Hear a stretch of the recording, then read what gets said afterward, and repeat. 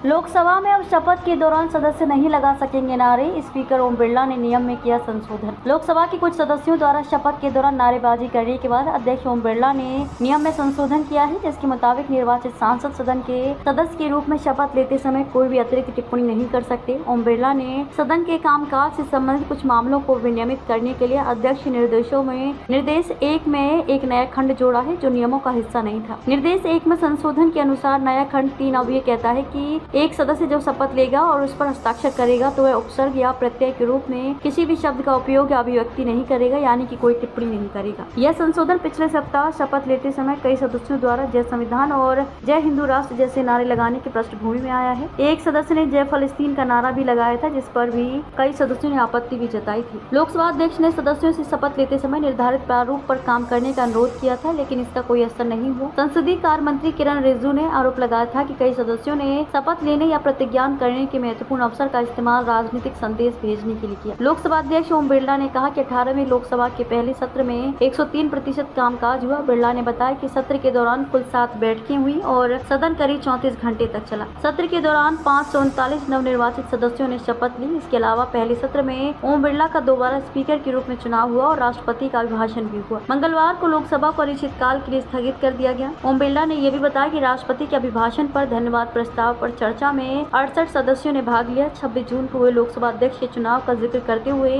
बिरला ने ध्वनि मत से दूसरी बार उन्हें अध्यक्ष चुने जाने पर आभार व्यक्त किया। स्पीकर ने बताया कि 26 जून को प्रधानमंत्री नरेंद्र मोदी ने मंत्रिपरिषद का सदन में परिचय कराया। लोकसभा अध्यक्ष ने कहा कि 27 जून को राष्ट्रपति के अभिभाषण पर धन्यवाद प्रस्ताव पर चर्चा 18 घंटे से अधिक समय तक चली और 68 सदस्यों ने इसमें भाग लिया। 2 जुलाई को प्रधानमंत्री नरेंद्र मोदी के जवाब के साथ चर्चा समाप्त हुई। बिरला ने आगे बताया कि लोकसभा में विपक्ष नेता के रूप में राहुल गांधी की नियुक्ति की घोषणा 27 जून को सदन में की गई थी। ओम बिरला ने नवनिर्वाचित सदस्यों के शपथ ग्रहण और अध्यक्ष के चुनाव के दौरान कार्यवाही के सुचारू संचालन के लिए प्रोटेम स्पीकर भर्तृहरि मेहताब के प्रति आभार व्यक्त किया। उन्होंने सदन को सुचारू रूप से चलाने में योगदान देने के लिए प्रधानमंत्री, संसदीय कार्य मंत्री किरण रिजिजू, विभिन्न पार्टियों के नेताओं और सदन के सदस्यों को भी धन्यवाद दिया। संसदीय कार्य मंत्री किरण रिजिजू ने संसद के दोनों सदनों में प्रधानमंत्री नरेंद्र मोदी के भाषणों को जानबूझकर बाधित करने के लिए कांग्रेस के नेतृत्व वाले विपक्षी गठबंधन INDIA की आलोचना की। पत्रकार वार्ता में रिजिजू ने कहा कि कांग्रेस और अन्य विपक्षी दलों को राष्ट्रपति के अभिभाषण पर धन्यवाद प्रस्ताव पर चर्चा के दौरान सही मुद्दों को उठाने के लिए पर्याप्त समय आवंटित किया गया था और फिर भी उन्होंने संसद के दोनों सदनों में प्रधानमंत्री के जवाब को बाधित करने का विकल्प चुना। रिजिजू ने कहा कि भाषण के दौरान कुछ व्यवधान ठीक है, लेकिन नारे लगाकर प्रधानमंत्री के पूरे 2 घंटे के भाषण को बाधित करना